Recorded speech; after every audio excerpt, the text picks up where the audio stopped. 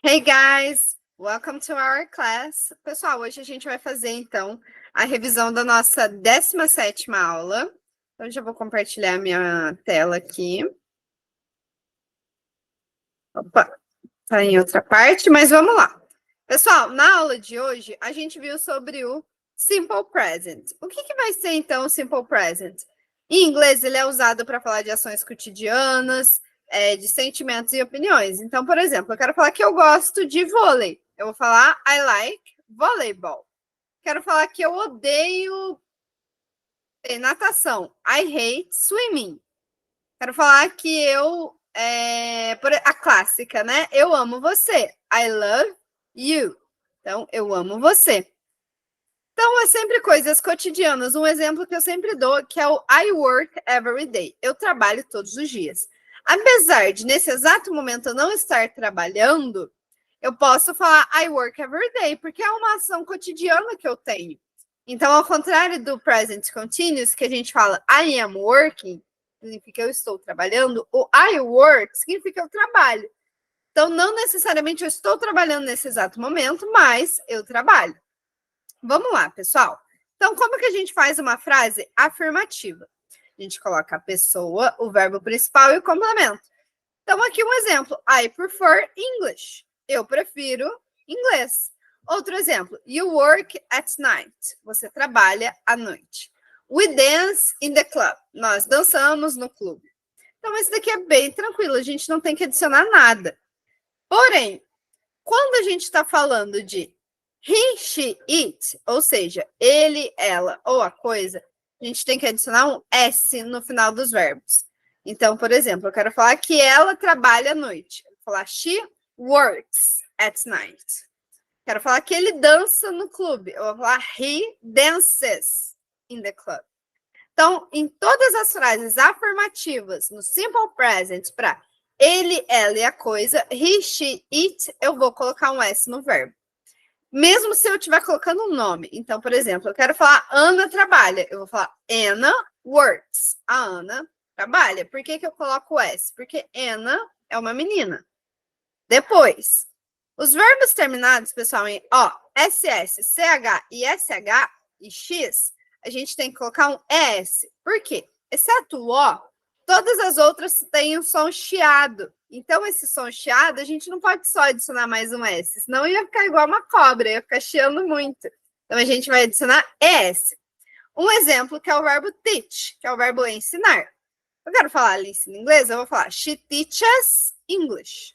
Ela ensina inglês.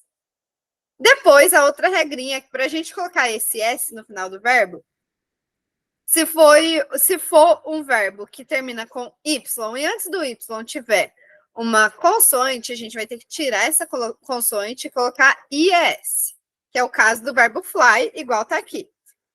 Se eu quiser falar, por exemplo, ele voa, eu vou falar he flies. Eu quero falar que ela estuda, eu falo she studies. Tiro o Y e coloco IES. Pessoal, vamos traduzir aqui alguns verbos. To prefer, preferir. To go, ir. To fly, voar. To teach, ensinar. To love, amar. Do, fazer. Drive, dirigir. E agora o vocabulário. Home, que é lar. English, inglês. French, francês. Homework, dever de casa. Water, água. To play cards, jogar cartas. Pessoal, lembrando que o to, quando ele tá aqui no início, não tem nada antes nem depois, ele é só para mostrar que é um verbo.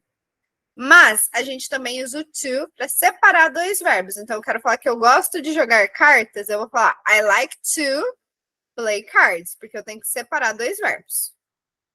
Vamos lá, pessoal. A gente vai traduzir essas frases. Ele cozinha. Seguindo a fórmula, que é a pessoa, o verbo e o complemento, vai ficar he cooks. Então, eu coloco o S porque eu estou falando de he. Ela ensina alemão. O verbo ensinar é teach, que já termina chiado. Então, como eu estou falando de ela, eu tenho que colocar she teaches. Com S. She teaches German. Nós ouvimos blues. We listen to blues. Eles dançam samba. They dance samba. Você prefere francês. You prefer French. Eu estudo português. I study Portuguese. Pessoal, quem estiver assistindo depois só a gravação e quiser fazer esse exercício aqui, ó, de fazer 15 frases afirmativas e me mandar, pode fazer. Agora, pessoal, que a gente já viu como que a gente faz a afirmativa, então a gente vai ver agora como que a gente faz a pergunta e a negativa no presente simples. Em inglês, não tem nenhuma pergunta e nenhuma frase negativa sem o verbo auxiliar. O verbo auxiliar do presente simples é o do e o does. Então, I do, you do, he does, she does, it does, we do, you do, they do. Então, o he, she, it sempre são diferentões. Então, eles têm o does. Pessoal, como que eu vou fazer uma frase negativa? Coloca a pessoa, o verbo auxiliar. Depois do verbo auxiliar, que é o do ou does, eu vou colocar o not, depois o verbo principal e o complemento. Então, eu quero falar que eu estudo inglês. I study English. Para eu negar, tem que pegar a pessoa, que é I. O verbo auxiliar dessa pessoa, que eu vi aqui, que é o do. Depois do do, eu vou usar o not. O verbo principal é o verbo estudar, então, study. E o complemento é inglês. Então, English. Juntando tudo, para eu negar a frase I study English, vai ficar I don't ou I do not study English. Aí eu quero falar que ela ensina inglês. Vai ficar she teaches English. Para eu negar a pessoa, que é she, ela, o verbo auxiliar para ela é o does. Então, she does not. O verbo principal é o teach. Quando for forma negativa, eu não preciso mais colocar o es no final do verbo. Então, fica she does not teach. E o complemento, English. She doesn't ou does not teach English. Aí, agora, pessoal, eu vou perguntar. A interrogativa, se vocês já ouviram falar alguma vez que em inglês é tudo trocado, não é tudo. É só a frase negativa, a frase interrogativa, perdão.